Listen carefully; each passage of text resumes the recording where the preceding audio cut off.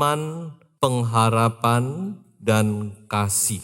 Saya dasarkan dari 1 Tesalonika pasal 1 ayat 1 sampai ayat yang ketiga. Dari Paulus, Silvanus, dan Timotius kepada jemaat orang-orang Tesalonika yang di dalam Allah Bapa dan di dalam Tuhan Yesus Kristus. Kasih karunia dan damai sejahtera menyertai kamu. Kami selalu mengucap syukur kepada Allah karena kamu semua dan menyebut kamu dalam doa kami. Sebab kami selalu mengingat pekerjaan imanmu, usaha kasihmu, dan ketekunan pengharapanmu kepada Tuhan kita Yesus Kristus di hadapan Allah dan Bapa kita. Ada 3 hal di sini yang disinggung oleh Rasul Paulus, yaitu pertama adalah pekerjaan iman. Karena iman kita melakukan pekerjaan atau pekerjaan-pekerjaan yang baik yang dilakukan karena iman. Yang kedua yaitu dikatakan usaha kasih. Karena kasih kita bekerja keras melayani Tuhan. Dan yang ketiga adalah ketekunan pengharapan. Tahun demi tahun berjalan, menjadi pertanyaan kita sekarang. Bagaimana kehidupan rohani saudara dan saya? Bagaimana kita sebagai anak-anak Tuhan? Apakah iman, pengharapan, dan kasih ini bertambah di dalam hidup kita? Atau statis, atau bahkan mungkin menurun? Nah, inilah yang ingin saya angkat untuk kita renungkan bersama. Saudara, karena ini tahun berjalan terus. Dan ingat, kita melewati tahun demi tahun, berarti kita juga semakin dekat dengan kedatangan Yesus yang kali kedua. Maka masing-masing kita perlu bertanya kepada diri kita sendiri, bagaimana sebenarnya pengiringan kita? Bagaimana sebenarnya hidup kita ini? Dan ini bisa kita lihat dari 3 hal, yaitu iman kita, pengharapan kita, dan kasih kita. Apakah bertumbuh atau tidak? Mari kita mau terus bertumbuh dalam 3 hal ini. Dalam iman kita, dalam pengharapan kita, dan dalam kasih kita. Amin. Saya akan coba melihat satu demi satu secara cepat. Yang pertama, kita akan melihat tentang iman atau faith atau sin. Iman tentu adalah hal yang paling dasar dan hal yang paling penting di dalam hidup kita.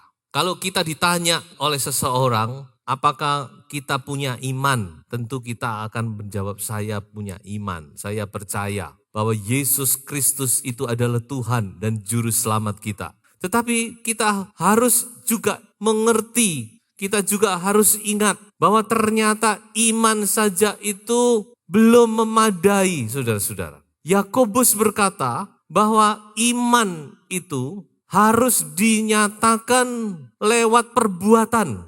Di dalam Yakobus pasal 2 dia membahas panjang lebar. Dikatakan bahwa iman itu harus disertai dengan perbuatan. Iman yang tanpa perbuatan pada hakikatnya adalah mati. Dia tulis dengan panjang lebar di situ, saudara-saudara. Jadi iman kita yang kita punyai, yang ada di dalam hati kita ini, itu baru nyata lewat perbuatan kita. Saudara bisa gembar-gembor punya iman, tapi kalau perbuatannya tidak menunjukkan iman, orang bingung. So itu saudara, kita harus nyatakan iman ini lewat perbuatan. Lalu perbuatan apa yang bisa menyatakan iman? Tentu ada banyak hal. Tapi ada satu perbuatan yang bisa menyatakan iman kita, yaitu ketaatan kita. Ketaatan kita ini menyatakan bahwa kita ini percaya kepada Yesus. Percaya kepada firman Tuhan. Saya sudah sering ilustrasikan. Kalau saudara ke dokter, sudah dikasih resep. Kalau saudara percaya bahwa resep itu, obat itu, dokter itu bisa menyembuhkan penyakit saudara, tentu saudara akan cepat pulang dari dokter ke apotek beli obat. Jadi saudara-saudara, satu perbuatan yang bisa menyatakan iman kita, yang paling nyata adalah ketaatan kita. Ketaatan kita kepada firman Tuhan. Iman dan ketaatan itu pada hakikatnya adalah satu paket, tidak bisa dipisahkan. Karena kita percaya kepada Yesus, karena kita yakin bahwa Yesus itu adalah juru selamat, maka kita datang minta ampun, kita datang mencari Tuhan, kita beribadah kepada Tuhan. Karena kita percaya Yesus bisa sanggup menolong kita, kita berdoa kepada Tuhan. Ini semua tindakan iman, ketaatan yang didasarkan dari iman kita. Oleh sebab itu saudara, ketaatan itu menyatakan iman.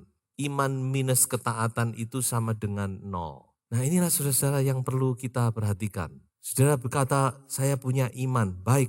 Tapi firman Tuhan bertanya, adakah kita punya ketaatan? Di manakah ketaatan kita? Nah, silakan kita masing-masing menjawab.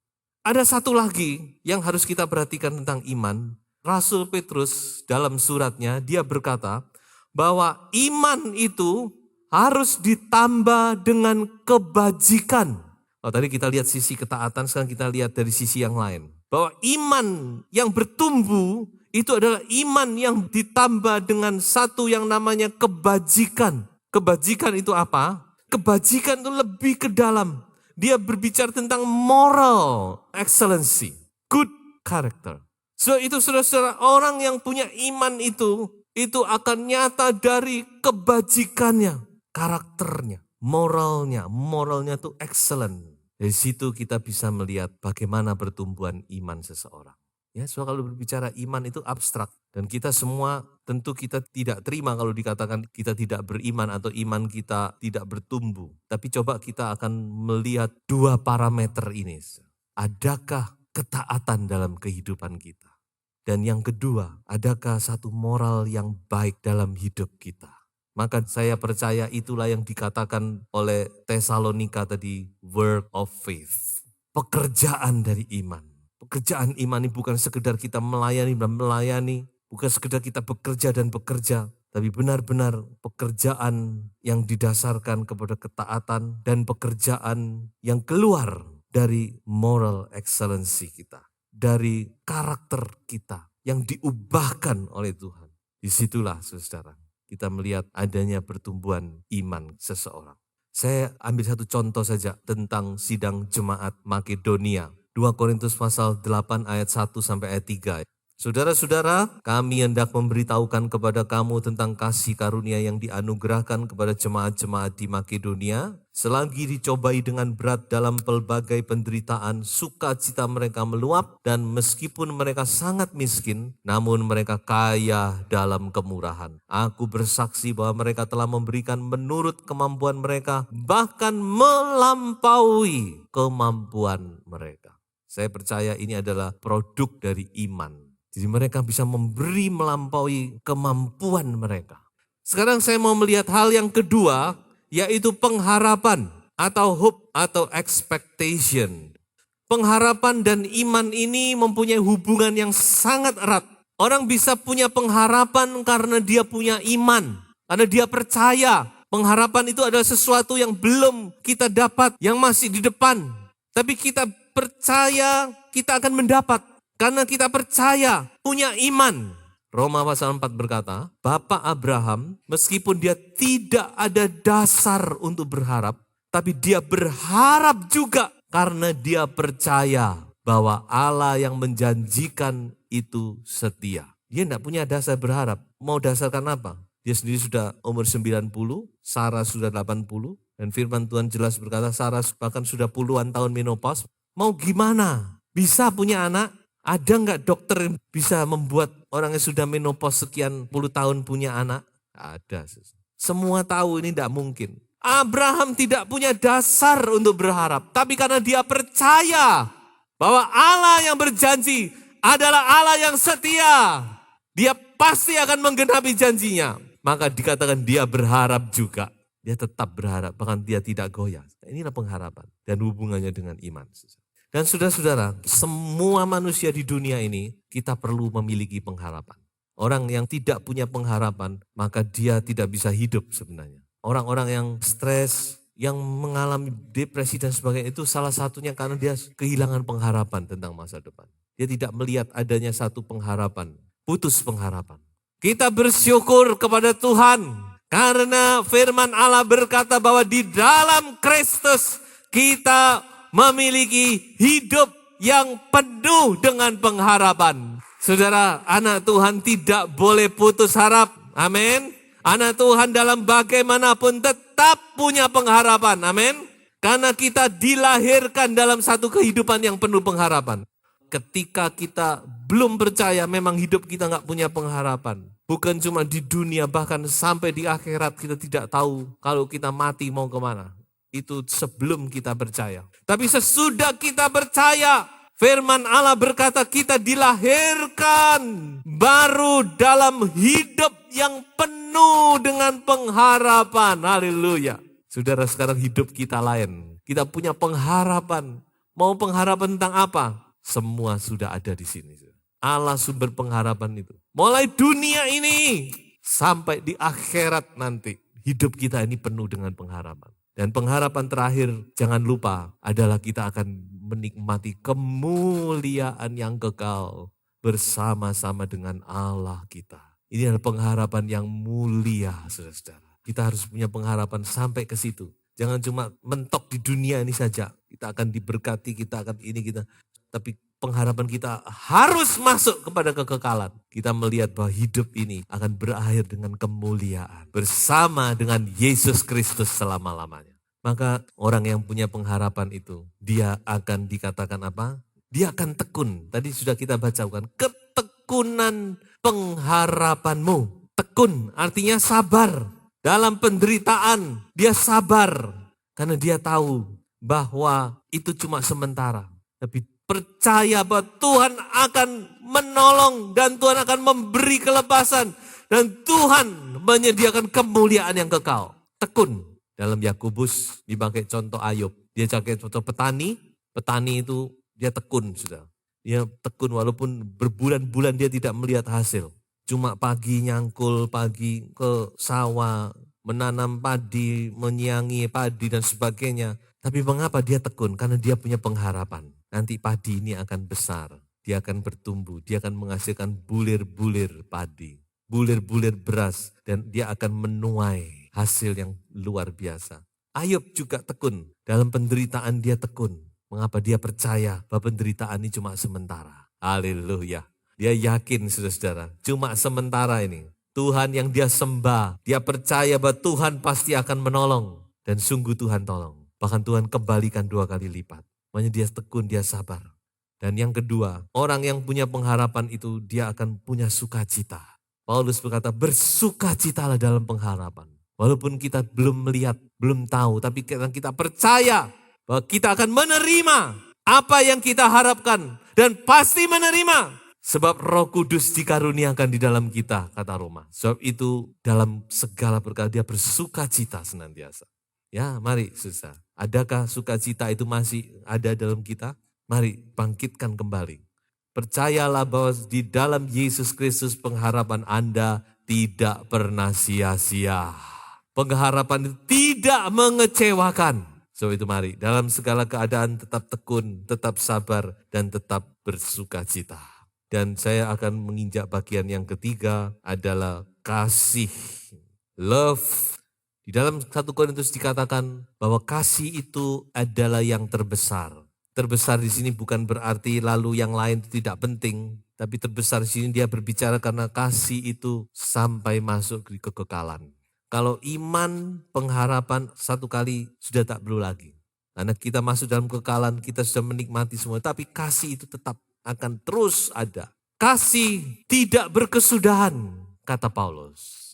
Kasih itu akan terus sampai selama-lamanya. Dan kasih itu adalah ciri seorang percaya.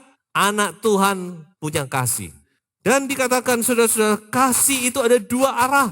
Ke atas, kepada Allah, kepada Tuhan kita Yesus Kristus. Dan ke samping, kepada sesama manusia. Itulah salib. Ke atas, kasih kita kepada Tuhan. Dan jangan lupa kasih kepada manusia. Ke atas toh bukan salib. Ke samping juga bukan salib. Tapi atas ditambah samping salib. Mari saya ajak kita membaca di dalam suratan 1 Yohanes pasal 4 ayat 19 sampai ayat 21.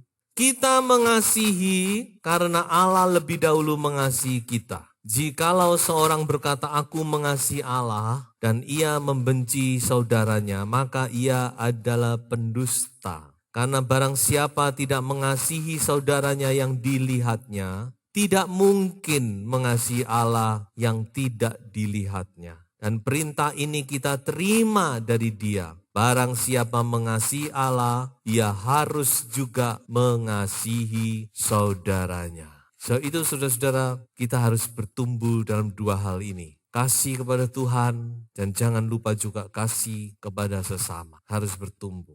Lalu apakah kasih itu bertumbuh? Coba saya akan berikan dua parameter kepada saudara. Mungkin untuk memeriksa sebenarnya gimana sih kasih kita ini. Yang pertama saudara-saudara, ada satu pertanyaan yang perlu kita jawab. Apakah kita lebih banyak menuntut atau lebih banyak memberi? Nah, coba ini kita jawab sendiri. Karena kasih itu pada hakikatnya memberi. Itu kasih. Kalau yang menuntut itu bukan kasih. Tapi kasih yang murni agape itu memberi. Makanya kita harus koreksi. Sekarang kita gimana? Berhubungan dengan manusia itu bagaimana? Apakah kita banyak menuntut? Dia harusnya begini, dia harusnya begini, dia harusnya begini kepada saya. Atau sebaliknya saya boleh balik, kita menuntut diri kita sendiri. Seharusnya saya begini ya, tapi saya tidak lakukan. Seharusnya saya yang begini. Jadi kita merasa berhutang begitu. Parameter yang kedua, yaitu satu pertanyaan juga, apakah kita minta dilayani atau kita ingin melayani? Kita perlu parameter-parameter demikian sudah untuk memeriksa diri kita. Kalau enggak, kita kan enggak tahu sebenarnya kita ini gimana sih. Coba kita koreksi sekarang. Saya yakin dengan kita bertumbuh dalam kasih, maka kita akan seperti Rasul Paulus. Coba saya ajak saudara membaca di dalam Roma pasal 1 ayat 14. Bagaimana hati Rasul Paulus kepada sesamanya. Apa yang dikatakan Rasul Paulus? Aku berhutang. Baik kepada orang Yunani maupun kepada orang bukan Yunani. Baik kepada orang terpelajar maupun kepada orang tidak terpelajar. Saya yakin inilah kasih. Walaupun Rasul Paulus tidak ngomong aku punya kasih, tidak perlu. Tapi dari hatinya ini kita bisa tahu. Paulus hutang apa? Tidak hutang apa-apa sebenarnya. Paulus tidak pernah berhutang kepada siapapun juga. Dia tidak pernah berhutang, tapi hatinya dia berkata, aku berhutang. Baik kepada orang Yunani, juga kepada orang Yahudi, juga kepada orang yang tidak terpelajar, kepada orang terpelajar, kepada siapapun juga. Dia merasa punya hutang, artinya dia merasa kurang. Ada sesuatu yang dia harus lakukan, yang dia belum lakukan. Mari, biarlah dengan kita makin bertambah tahun, bertambah usia, biarlah ketiga hal ini, iman, pengharapan, dan kasih kita semakin hari semakin bertambah. Tuhan Yesus memberkati kita semua.